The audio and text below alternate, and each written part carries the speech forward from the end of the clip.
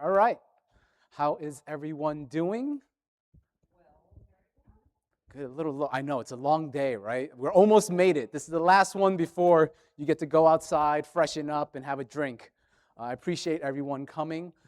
Like Jim said, my name is Frank Lin. Today's topic that we'll be speaking about is effective employee management for small businesses. Before I begin, may I have a show of hands as to how many people have employees? Good, excellent. And then anyone thinking about hiring employees? Anyone thinking about getting rid of employees? Oh, okay. All right. So this right, okay. So this is for everyone then. I'm glad. All right. Okay, I am a partner in Jet Tech Service. It's a family business in Queens, New York City that specializes in individual and small business taxation. I guess when you are an entrepreneur or you work for yourself, you could give whatever fancy title you want to call, right? Partner, I should have put CEO up there. Did that sound more powerful? Say CEO. But at the end of the day, we all know that our clients are our bosses. So you work for someone else, you have one boss. You work for yourself, you got 200, 300, 400 bosses. I have been working for about 20 years, managing employees for about 10 plus, and I've hired men, women, younger, older, different personalities, cultures, backgrounds, religions. After the pandemic, I've hired not only domestic, but also abroad, which I'll get into a little bit later on as well. And in my own household, I am the employee, of course, with my wife and 2 kids. As you can see, I have the obligatory I love my family photo put up. So, and I will make sure to tell my family that cannot be here today because my wife cannot take off these 2 days from work. Otherwise, they really wanted to be here, and I appreciate everyone asking about their wellness. They are doing fine at home, and I miss them, they miss me. Actually, I don't know if they miss me, but I miss them. And being in a family with my children and my wife, I think, also helps me to be a better manager because I am dealing with different personalities, conflict management, and also having to manage them as well to make sure that they're doing their homework. All right, so what are the learning objectives? First, understanding your employees. What is this and why does it matter? I think this is the considering who you're going to hire phase. Right? Team building and cohesiveness. So we hear a lot of this in corporate trainings, volunteer organizations, sports teams, but what is it? I consider this the once you have your employees, how do you get them to work together? Did I press power off? There it is. All right. Make sure to only press the 2 buttons that was told to me. Okay. Productivity and growth. Well, of course, right? I think we always want our employees to be productive, want them to do everything, so you have a lot of extra time left over to volunteer for great organizations like NYSSEA. Employee retention. This is one of the hardest, if not the hardest thing to do in my mind, because once you understand your employees, you get them to work together, they're productive, then how do you keep them, right? How do you keep the good ones? And you may be contributing to the fact that they're leaving as well. I'll let you know why. And lastly, though, I come up with a couple of scenarios. I believe you have them as well, and you could look at them already if you want to jump ahead a little bit. But these are based on real-life employee situations that I've encountered in my 10-plus years, and then we can kind of discuss some of the issues and maybe how to solve them. This is an interactive event, so feel free to interrupt me, comment. You can ask questions, provide comments. You can vent a little bit too, but not too long. It's only a 50-minute session. And feel free to provide your own examples and issues with your employees. All right, so the first phase, understanding your employees. When I was writing this, I was thinking about this as the like the online dating, right? It's like you look at different profiles of different people that you're considering getting into a relationship with. This is similar, but obviously with different goals, I hope. So what I've seen more common on resumes now, like two of the personality tests that I see more common. The first one is the Myers-Briggs 16 personality test. So I do have the URL link there, and it breaks this breaks it down into 4 main personalities. As you see here, first, if you're an analyst, rational, imaginative. Diplomats, idealistic and empathetic. Sentinels, value order and security, or you're an explorer, spontaneous and practical. Obviously, that's only 4. So how do we get to 16 different personalities? So those 4 main categories have 4 subcategories in it as well to see which one of those sub-personalities you are to match your main personality, right? So you can see the different personalities here. I believe I would go more towards the explorers, like an entrepreneur, adventurer.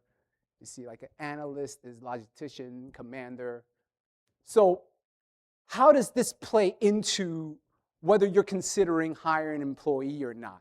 I think an obvious example that I had in my own office was I hired someone that was an analyst, right? That sounded, I mean, the word analyst sounds like someone that you would hire for an accounting, for a small business accounting firm.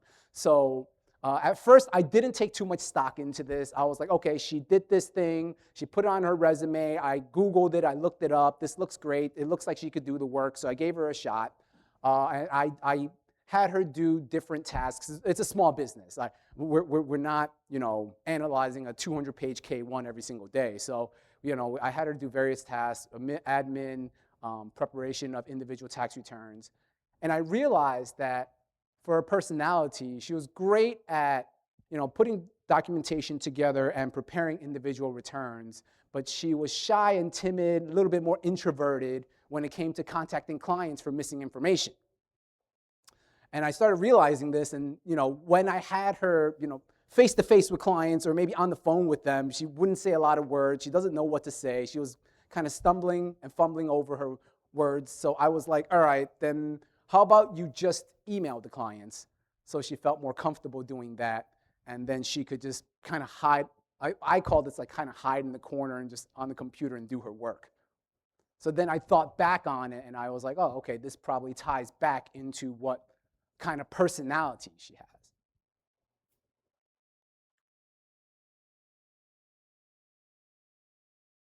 The next one that I've seen I don't see this too often, but I did research a little into it. I Googled it. My wife, who is a middle manager in a hospital, she said that this is something that they used as an exercise in their team building activities. The Gallup-Clifton. Has anyone heard of this one? So this is slightly different than the Myers-Briggs in the sense that this is evaluating your strengths and weaknesses. So similar to the 16 personalities, they have 4 main categories of what your strengths and weaknesses, I don't want to use the word weaknesses, areas for development. Right? We want to keep things positive and lighthearted here. Not weaknesses, just areas to improve upon. But they do segregate this into 4 different sections in terms of how well you execute, making things happen. Influence, taking charge, speaking up, and making sure others are heard. Relationship building, and strategic thinking, how to think, learn, and use your mind to analyze situations. This is a paid service. And I believe they come with the 2 that I remember most distinctly. The 2 tiers I remember most distinctly is the first one where if you wanted to just see an analysis of your top 5 or top 10 strengths, I think it was like $24 or $32.99. And then if you wanted to get a full report of they break it down into 32 different areas in the subcategories in those 4 main categories to see what your top 5, top 10 strengths are, and then everything else for the 32 subsections. And they give you like a description in terms of what your strength is, how this would help you, what to watch out for. Uh, and they put these report. I took the liberty of doing this on myself, so you can take a look at this summary. You don't have this in this copy, in the copy of the PowerPoint. Right. I just did this recently just to make sure that you guys, because I realized this is a paid service, so you wouldn't be able to do this unless you go behind the paywall. So I did this for you guys if you wanted to see what these reports look like. And they did this in the style of a DNA. They did this like in a DNA test. I don't know if any of you taken those DNA tests before, but I think that was kind of the style that they're doing it in. So you can see the bolded ones are the top 5, top 10. And it does say, 1, 2, like I think my first one there is communication. I hope that would be a top one. I'm standing up here trying to communicate this information to you. So I'm glad that this test has helped solidify that for me to say that I am qualified at least to stand up here and talk to you about this. All right, and then it also gives me all the other ones, and I could read into each. I think this report was 50, 60 pages long, so it was a bit of information. I do want to say that like this is more of a reference to use instead of, I think this whole session may be a reference to use instead of a hard guideline to follow, because it depends on various factors, mainly how accurately the employees or you or whoever is taking these tests are answering these questions truthfully. For the Gallup-Clifton, it was 200 questions. It was 200 questions long. They say that it takes about 30 minutes to complete it, and then they ask you a series of questions where you would strongly agree, somewhat agree, neutral. And then they would put 2 sides of each statement, and you see which side of the statement that you would be more closely resemble, such as you like to be around people, or you don't like to be around people, or you like to take charge of situations, things like that. How we doing, all right? Excellent. So now that you've seen some of this background, and you're like, all right, let me select an employee based on their resume, an interview, their Myers-Briggs, Gallup-Clifton, right? So how would they be able to fit into your company to do the work or accomplish the goals and tasks that you set before them, right? So matching strengths with tasks and goals. On the first, we're looking at their strengths, areas of expertise. This could be, they're better in individual tax laws or corporate tax laws, or maybe that they're better in a software like Intuit QuickBooks or Wave or Xero, right? Areas of expertise. Unique contributions. This I like, and I have an example for this one. I currently do have an employee that he's fiercely organized. Right? He likes things to be organized before he works on them, and I was like, oh, this is great. So one day I asked him, and I was like, is there something that you can help us with to better and more efficiently organize our information so we know what tasks that need to be completed, that urgently need to be completed, that didn't? And then he came up with this color-coded spreadsheet with I think it was a lot of tabs, but there was the, what do you call those? That you could just jump right into the not the macros. I think it is not macros. It's like you could just highlight it. He just embeds the cell URLs into each one of those, so you could just kind of jump right to. Because I was like, this is a vast spreadsheet with a lot of tabs, and it was a lot of cells. But it was great because it helps to organize all the information into one spreadsheet, as opposed to us opening multiple spreadsheets to track the project. And growth and development. So you'll hear me say this a few times throughout the presentation. For this section of it, I think we're thinking about using an employee and how they would be able to grow and develop into different tasks and responsibilities, or taking on more tasks and responsibilities. Right? On the flip side, weaknesses. all right? So first is areas for improvement. So I think we don't want to, we have a misconception, or at least I did, when I first started hiring employees, that I thought everything was, they were gonna be great, right? You first hire employees and you're like, someone can help me do the work so I don't have to do everything by myself. I, I didn't I didn't consider that, they wouldn't know how to do it, or they didn't know my processes right away. I just assumed that small business accountants we got to prepare tax returns. You got to get the information and prepare it.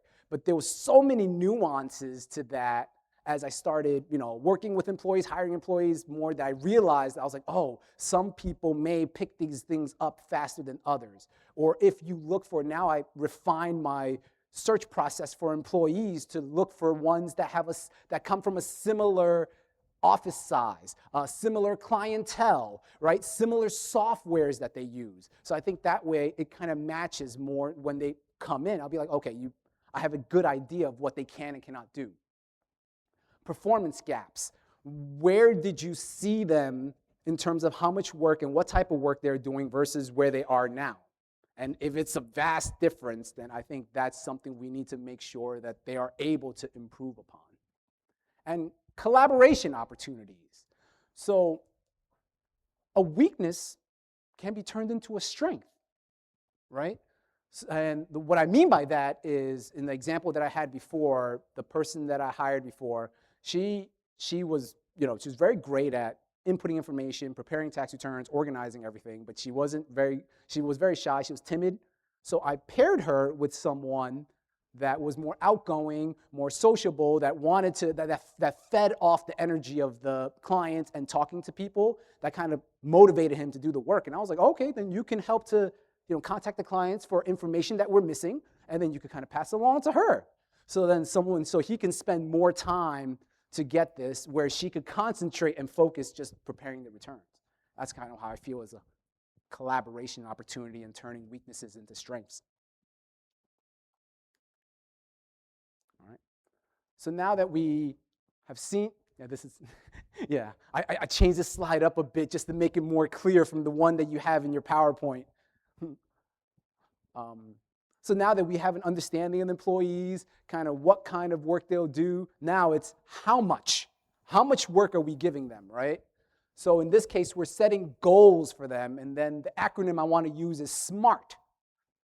S for specific, M for measurable, A for achievable, R for relevant, and T for time sensitive, right? How much work are you giving your employees? That will be SMART, right, for the organization, for yourself, and for the employee as well.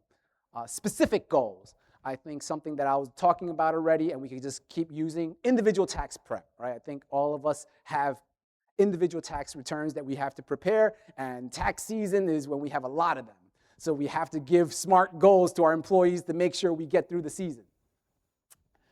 M, measurable. So this one, I think, helps to define the other three. Right? This helps to quantify, measurable helps to quantify achievable, relevant, and time sensitive. And what I mean by that is, let's say you have an employee that you're specifically using to prepare individual tax returns, and you're saying, prepare 10 individual tax returns. And today's Tuesday. Prepare 10 individual tax returns by Friday. So for a person that is pretty good at preparing individual tax, you're like, okay, that's measurable, right? It's 10. It's achievable for that employee because you have a good idea that they'll be able to do it. It's relevant, of course, and time sensitive. During tax season, everything's time sensitive, right?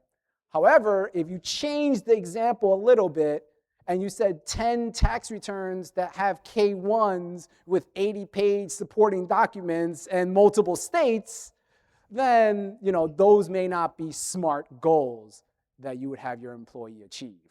Actually, that might just be called extension. All right. Good? Good so far? Excellent. All right. Motivation. We got understanding our employees, what they can do, how much they can do. Now this section I like to call how they could do it on their own without you constantly micromanaging them or pushing them or just being on top of them. Be like, Phil, did you get this done yet? Adam, did you get this done yet? Right? So, and that stems from the motivation. That stems from the employee being excited to do the work or wanting to do the work. And the first step here, I have it in steps. Okay, first, I think for one, the big first steps here is trust.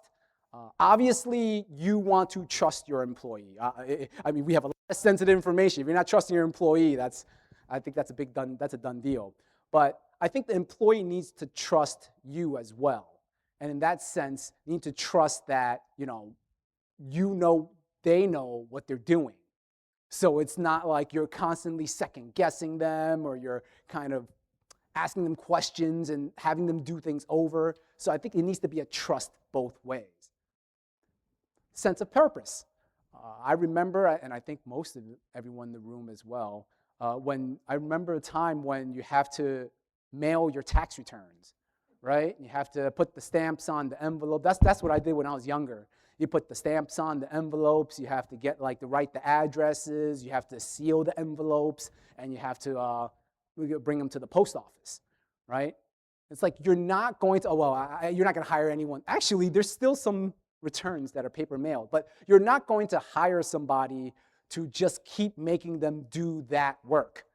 Right? It's like if you have, in a small business, everyone has to do everything. I mean, I help with that too. Like, I think if there's a couple things around deadline day, we have to get out. I still seal envelopes. I still put stamps in envelopes. I still make trips to the post office. But you're not going to have someone to continuously only do this work because they feel like they don't have a sense of purpose in there, especially if it's an accounting firm.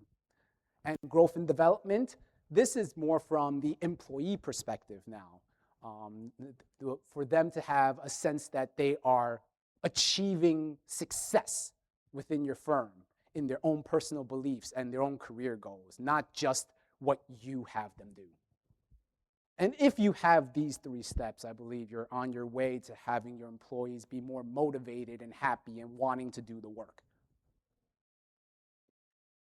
Right? So now that we have a sense of your employees, how much they can do, what they're doing, and having them do it on their own, how do you have them work together? Right? Team building and cohesiveness. And first thing is communication. And this is going to be another walk down memory lane story again. Before, I feel like, was it 10, 15, not even that long ago. How long did we have all those messaging apps and everything? Like, it wasn't even that long. It feels like it's a long time ago now, but it wasn't even that. I think it was like 10 years ago. We only really had email, telephone, in person.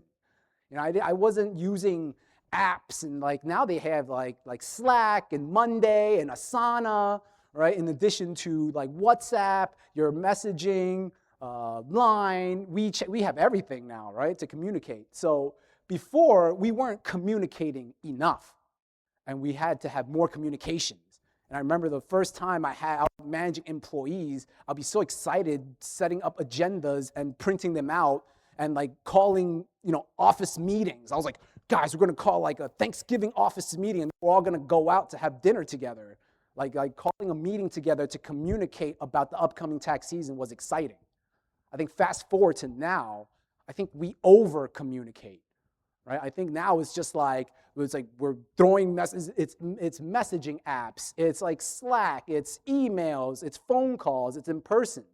So I think now it's shifted a little bit in the sense that it's not. We have to reduce communication. I think communication is always great. I think it's more so compartmentalizing your communication to make sure that it is coming across clear and consistent. Right? So I didn't mention Slack. I use Slack personally. You don't have to use Slack. I'm not advertising for Slack. I'm not getting paid by Slack to say use Slack.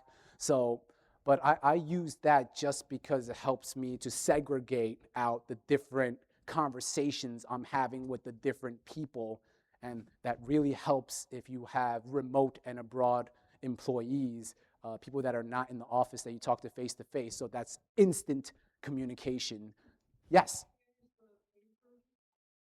No, I do not. So yes, my messages do disappear. I am still teetering on that. And that is a great question. I'm still teetering on that because I don't have a need to keep all my messages right now.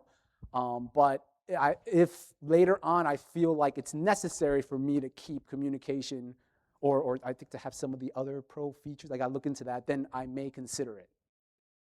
Yeah.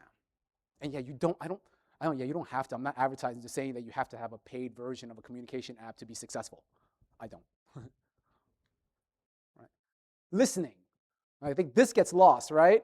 It's like we like to talk a lot. I like to talk a lot, and we have so many different ways to message people, to talk to people, that I think we're losing the art of listening, right? So I try to listen to my coworkers, to my employees, just like I listen to my family and my friends, right? And then I think the example that what I'm thinking about right now is the employees. Sometimes they give you key phrases, right? They say things like, "Oh, I'm not sure," or "Can you just remind me where this would go?" So I think they're asking for help, but they don't want to sound like they're incompetent, right? So in that sense, I don't think you want to like belittle them and be like, "Oh, come on, I told you this 3 times already. How come you don't know this?"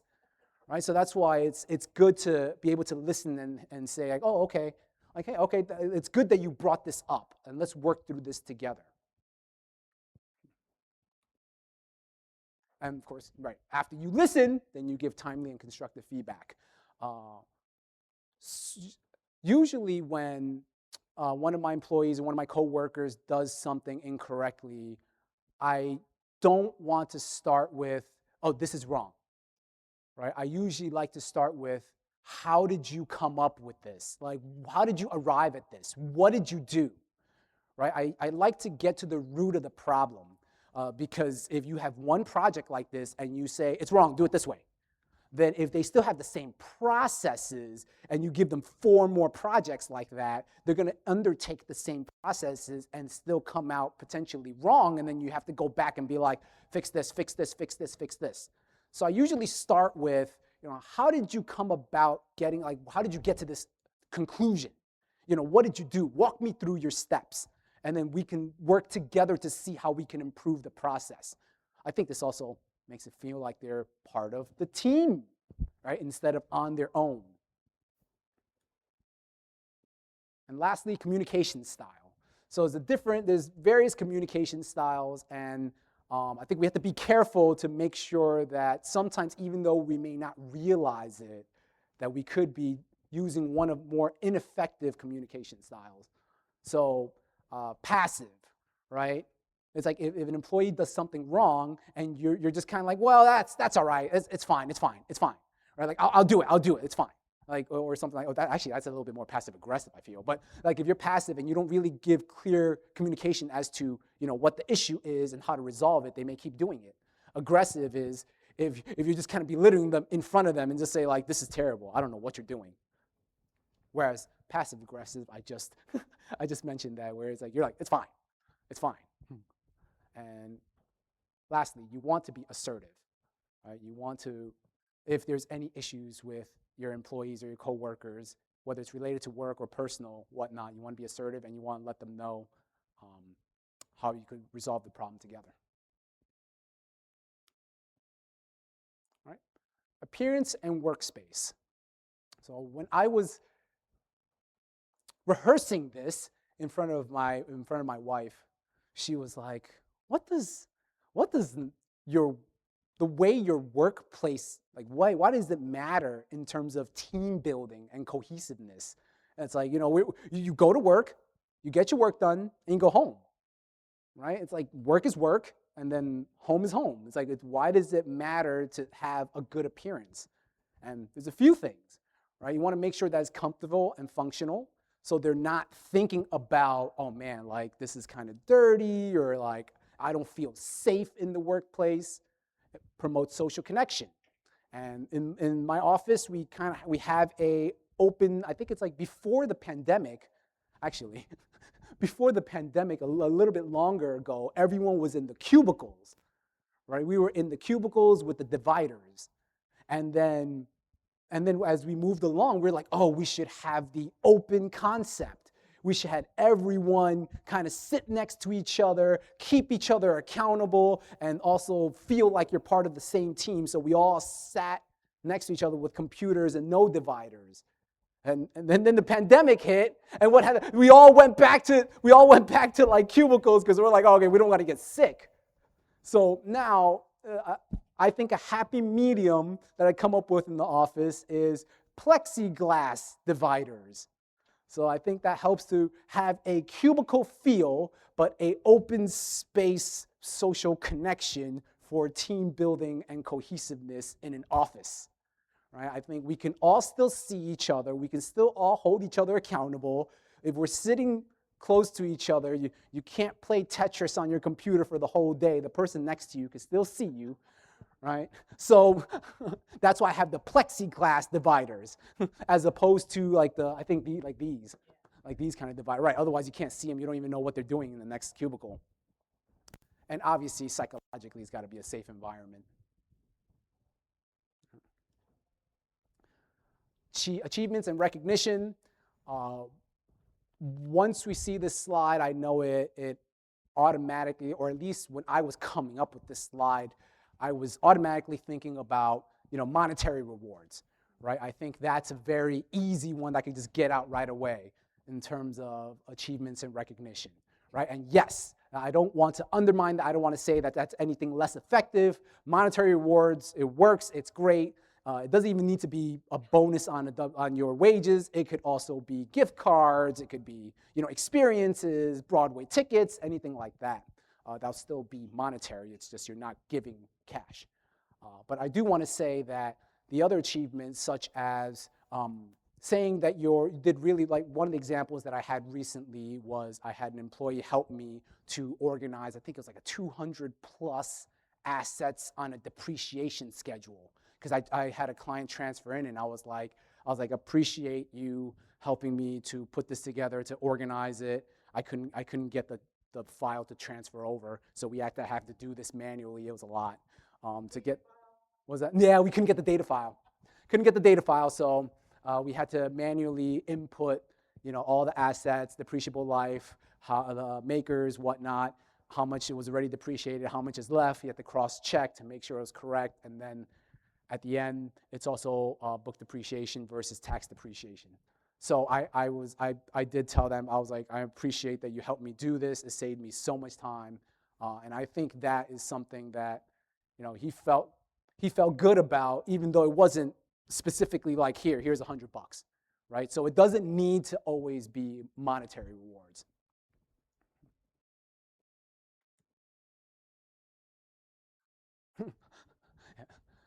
I like that one. That was the okay. So now that we have an understanding of our employees, what they could do, how much they can do, having them do it on their own, and having it do it on their own together. So how can we make it more productive now that they've been in your office for a little while? And first thing I thought about was for the last few years, I've read various books on how to manage employees better, but not in the traditional sense of reading theory books, meaning like how-to books.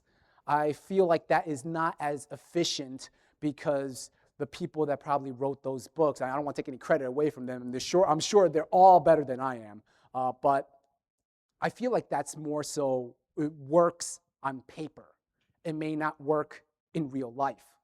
So then I started reading more books on stories of how successful managers became successful and how they actually did it. And these books just read just like stories, like this one. The one that I want to point out is The Goal by Mr. Goldratt.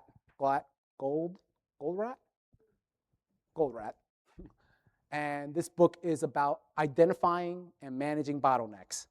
So I want to turn it on to you guys. What are some of the bottlenecks that you experience in your offices? Got to make sure you're all awake. We still got. Well, I don't have employees or an office, but I'll comment sure. On my nonprofit that I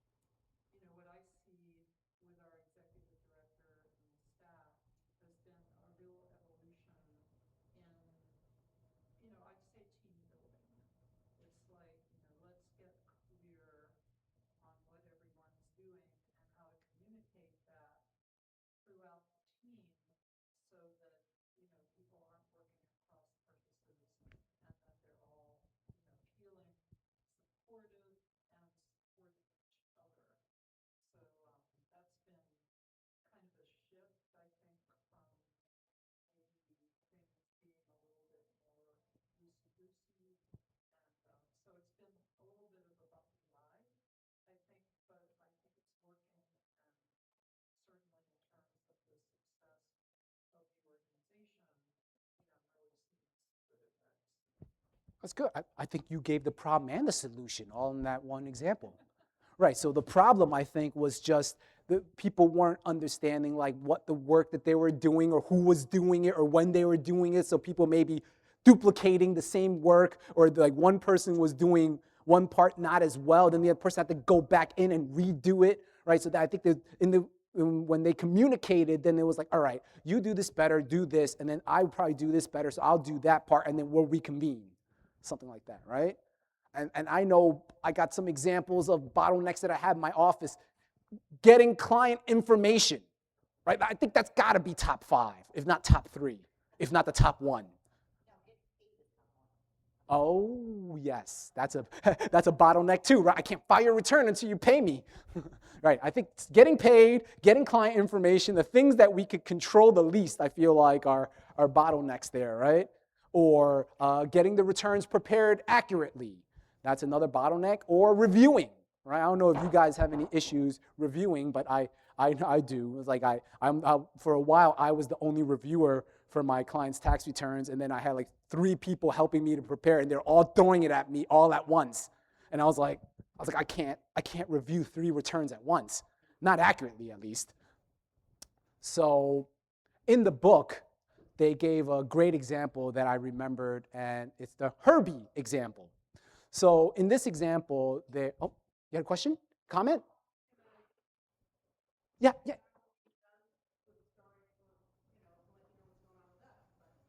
Oh, okay. You want me to give the Herbie example first? Okay, sure. So in the book, they have a great example of this, and it is I kind of think Boy Scouts, and they are hiking. So they're hiking from point A to point B, and they have to do it before sundown with all their equipment so they can set up camp for the night. I think it's not safe for them to walk around during the evening time or when it's dark because of wild animals. They can't see the trail, all that, right? So in this example, I think there was like 13 people. Don't quote me on the number. It could be a little bit lower. It could be a little bit less. But Herbie was the biggest person. He was the biggest person, and he was also carrying the heaviest equipment. I think the logical reasoning behind that is because he's probably the strongest, so they made him carry all the heaviest things, and they were like, all right, this is going to work well. What ended up happening throughout the day is the other campers were running far ahead of Herbie, and they had to wait because they can't go so far that they can't see him anymore. Otherwise, he's not going to know where to go. Everyone had to stick together. So they'll be running up ahead, and they'll be like, come on, now we got to wait for you. So they end up standing there and waiting until he caught up. So this was not working, obviously, because they can't leave Herbie, even though I think at points in the story they wanted to. So eventually, the solution is that they all agree to take some of the heavier equipment off Herbie, so he'll lighten his load. Hopefully, he can move a little faster, or at least take less breaks.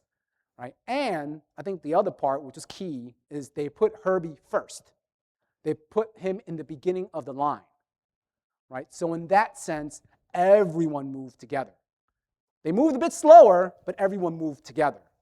Right? So then they didn't stop as much anymore because they know that everyone was together. Herbie was the first one. There were a little bit complaints. They were like, all right, now we're moving a little bit slower, but at least they were making more progress, slow and steady, like the tortoise, right? Wins the race. So how that translates into our office would be, in my example, I was bottlenecked at, reviewing returns. If 3 people are giving me returns to review at once, I can't do it all myself. So, the logical solution to that is I have another reviewer. So I do have a contracting reviewer who also happens to be my brother. So I trust him, I hope, so that he helps me with some of that review work. So at least now if they throw me 3 returns, I could review 2. 2 of them can be reviewed simultaneously, which is double of before, which is only 1 return that could be reviewed. Right. Lisa, what will you?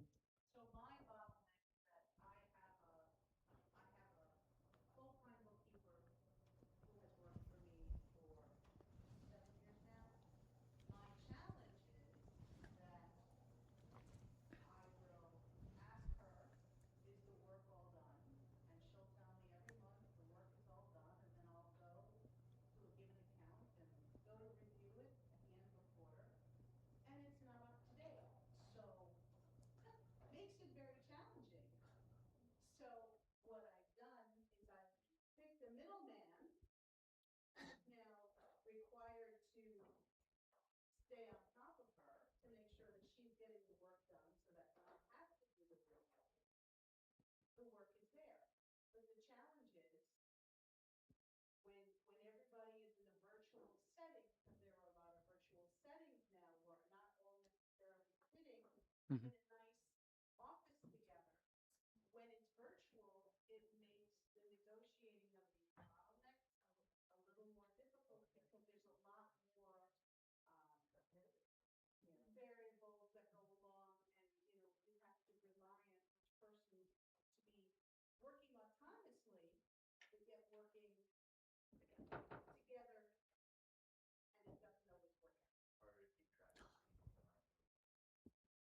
Yes, actually, I was gonna.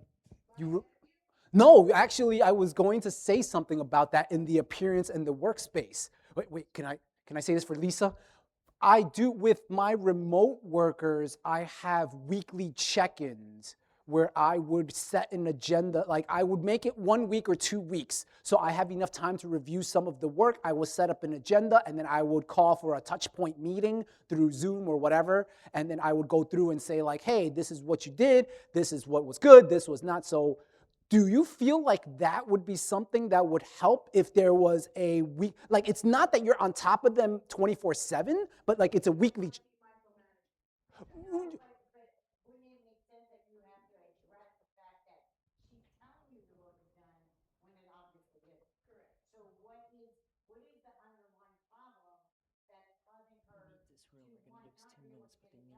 Okay.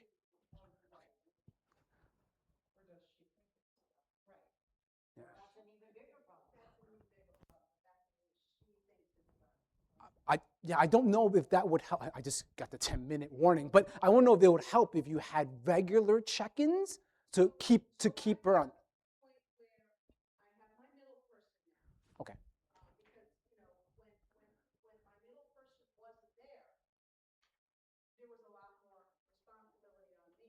Hmm.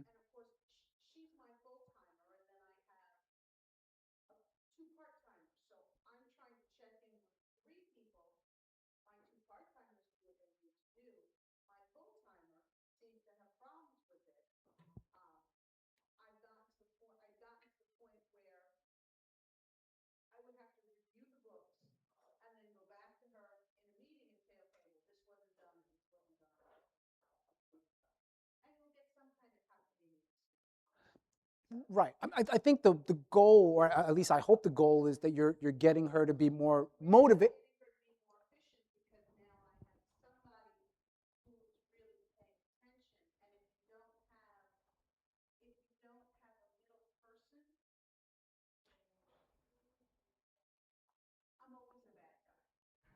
Yeah.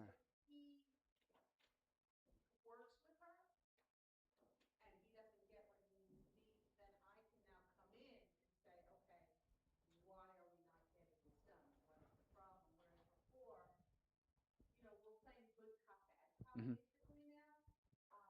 Okay.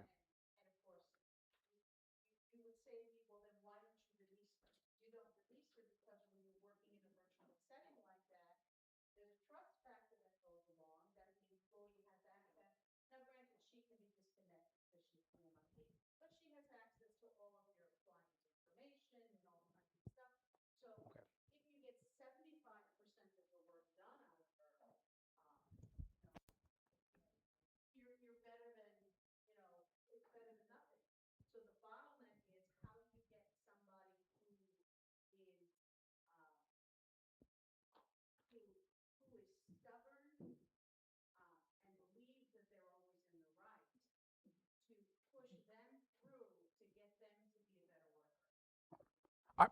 I would say that I don't know if this is just my 2 cents, is I think it's good to kind of review the processes that she undertakes and then to feel like you could collaborate with her to help her so it doesn't seem like you're pushing her, just her to.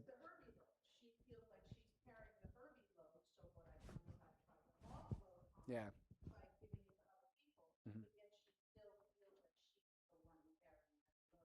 Yeah.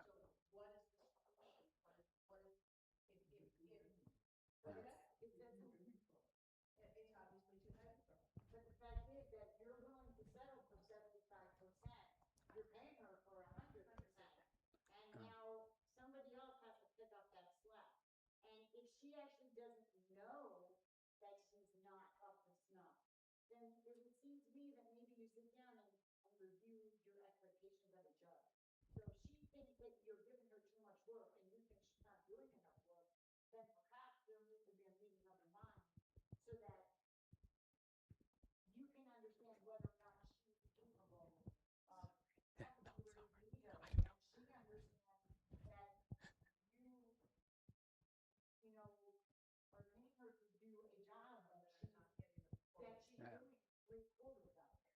Performance gaps. It's just surprising to me that she's worked for you for 7 years and that. I've had the conversation with her on a regular basis. How does it work? Well, let me. I got a few more minutes. Let me get through this, and I'm happy to chat with you about our employee issues together privately. Okay. Yeah. All right. So going along with productivity, I'm a little sidetracked there. And then in this case, I did mention this before. Employee growth and development, right? I think a happier employee will be able to work more efficiently and be more motivated to work. So in that case, you are checking in with them to see how they are developing their skills. If they are beginning out not knowing too much about individual taxation, right? And they worked for you for X amount of years, that is being developed. Check in and see what their personal and career goals are.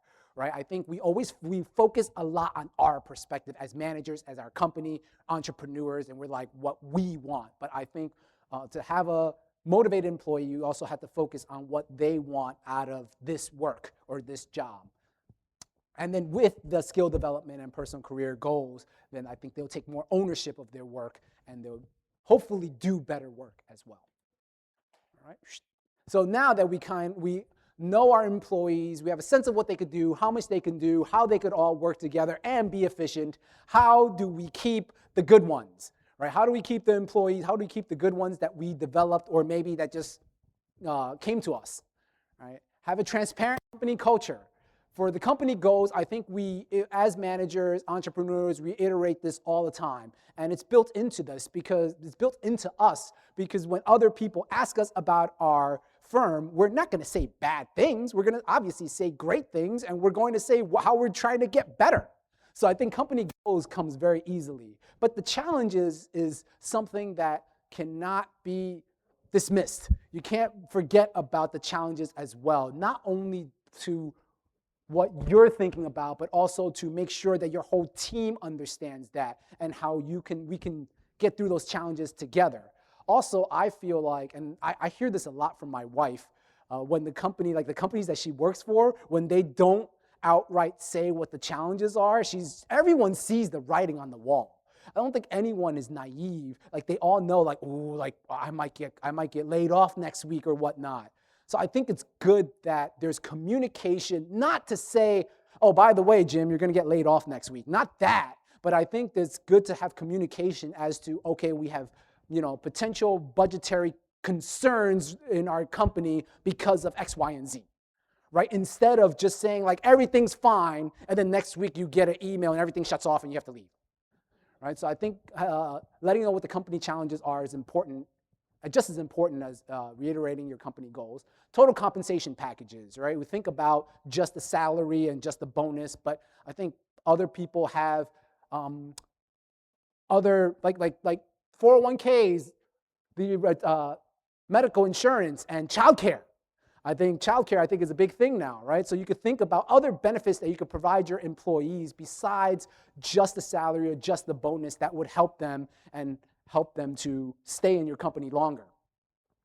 Open door policy, I always let my employees speak to me about anything, whether it's personal, whether it's work-related, career. So I think that's also important, just to make sure that they don't feel like they are in a hierarchy and they can't speak to you until they are spoken to. Invest in your employee. I said that different ways to invest in your employee, and one of the biggest things, the total compensation package, is something you could think about. Training for advanced skills and meaningful work, right? Encourage education, certifications, and licensing, like the EA. I do have a story about this, quick one now, because I only have 2 minutes left. I did hire someone that had an interest in accounting and didn't really have a background for it. She did graduate college with a 4-year degree, and she worked for me for 10 years. And in those 10 years, she not only got proficient in preparing tax returns, but she kind of she was interested in becoming an EA, and she did, and she became an EA. So that's all great. So the problem was that she was able to get. I guess it's a problem for me, not a problem for her. But the problem for me was she was able to get a better situation somewhere else.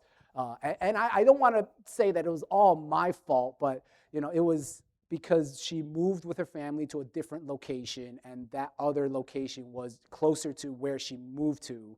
But I think without the EA certification and her experience of tax preparation, she may not have had that opportunity. So when I mentioned it before, that you could be contributing to your own employees leaving, I contributed to one of my best employees leaving me, but she did work with me for 10 years, and I'm very, very grateful for that. And we left on great terms. I wasn't bitter. I did give her a goodbye bonus, and I wished her best of luck and all that. All right. And then, as I mentioned before, you could provide benefits such as health insurance, child care. I think I'm almost there. And lastly, I think to help to retain your employees, to give them a work-life balance. Right? I think this is some of the non-quantifiable benefits, I would say. In this case, it's time off, flexible schedules, more time off. One of my employees right now is a mother of young children, and as a parent of young children, I understand that emergencies come up. So sometimes she will tell me, I need to take the next 3 hours off because my son had a medical emergency. I need to go pick him up from school. I have to take him to a doctor. And so I'm sympathetic towards that. I don't think, I don't want to say like, oh, you can't do it. Like we have to get this work done first. So I do allow that kind of flexibility. I think she's grateful for that, and I'm grateful for her. All right, and then support and encourage your employee, not only in work, but in their personal lives as well. And then how I do this is I usually check in with them once a quarter. I usually check in with them. I mean, obviously I talk to them but I'm not like chit-chatting with them all the time. But I think once a quarter we have a lunch where we don't talk about work at all. Like we don't talk about work. And then we just have a lunch and we just say what's going on. Like it could be anything, or you could say whatever you want. The new restaurant in town that you should try, or the movie that you should see now. But I think in that case, you understand your employee and what their other hobbies and interests are, so that you could ensure they have enough time to do that, and they're not just working for you. All right. I did have 2 scenarios here. I don't think we have a lot of time to go through this, but I just like. Okay. Okay. So we won't get to the scenarios. We could continue this through Zoom if we need to, but okay. But yeah, there is 2 scenarios there. I think you just think about how you would go about solving those problems. If you want how I solve the problems, you can email me. Yeah. Thank you, guys.